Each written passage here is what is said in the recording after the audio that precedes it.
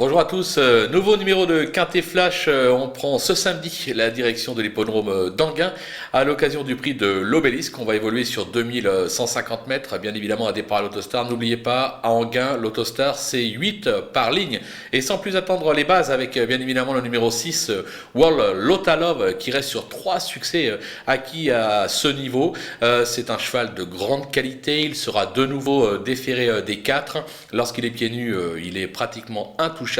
Une fois de plus, c'est vraiment le cheval à battre de la course. Attention toutefois avec le numéro 3 et voilà de Muse. On va oublier son récent faux pas. C'est un cheval qui possède de la tenue mais qui possède également de la vitesse.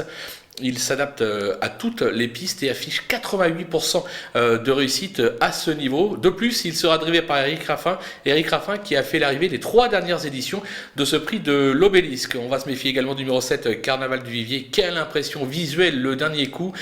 C'était à Vincennes. Il a triomphé lors de son unique tentative sur ce tracé. Son entourage est très confiant. Il peut carrément doubler la mise. Parmi les opposants, comment ne pas évoquer la candidature numéro 4, Derby du Dollar, qui manquait de rythme le dernier coup. C'est un cheval qui affiche 75% de réussite sur la piste d'Anguin. De surcroît, il est idéalement engagé aux portes de l'élimination pour 1000 €. À mon sens, il est capable de conclure dans la bonne combinaison. Le numéro 5, Equinox JL, qui vient de s'illustrer sur la piste de Vincennes en améliorant sa meilleure réduction kilométrique. Le cheval est extra de forme actuellement. Lui aussi peut jouer un tout premier rôle comme le LAS BPAM qui est un vrai spécialiste des pistes plates. On va se souvenir qu'il s'était classé deuxième de World Lotalove, notre favori. C'était en avril dernier sur ce parcours. Logiquement, sur cette ligne, on est obligé de le garder également. Un petit coup de poker avec le numéro 12, Vincent Ferme, qui va s'élancer en deuxième ligne. Certes, maintenant c'est un cheval qui affiche 100% de réussite sur cette piste et notamment sur la distance. Il aura comme pilote un certain JMB, Jean-Michel Bazir. Alors oui, ces 2 dernières disqualifications inquiètent un tout petit peu.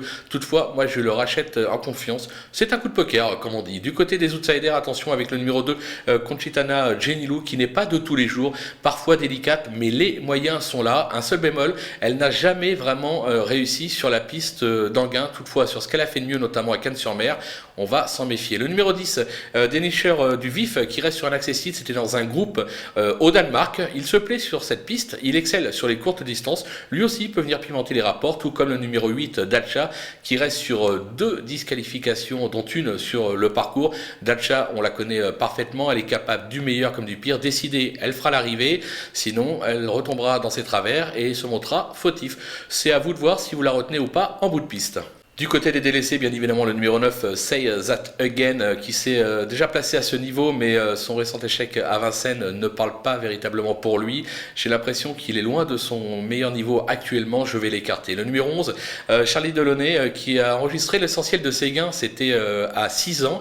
Il n'est plus vraiment le même aujourd'hui, et surtout, il peaufine sa forme pour un futur engagement à Lignières le 13 juin prochain. C'est là qu'il faudra le glisser sur un ticket. Le 14, Belle Émotion, qui vient de surprendre à grosse cote, c'était sur l'hippodrome de Vincennes. Maintenant, elle a toujours échoué sur cette piste et elle aussi, elle prépare un engagement. C'est à la Roche-Posay le 6 juin prochain. Je vérifie mes notes pour pas me tromper. Oui, c'est bien le 6 juin prochain dans le Trophée Vert à la Roche-Posay. Et enfin, le numéro 13, candidat d'Ortige, qui a connu une longue interruption de carrière. Il semble loin actuellement de son meilleur niveau. C'est vraiment le premier que j'ai rayé de l'épreuve. Voilà, on a fait le tour de cette épreuve. On va se quitter avec le récap du pronostic et quelques conseils de jeu. Et on se donne rendez-vous à demain pour une nouvelle quotidienne.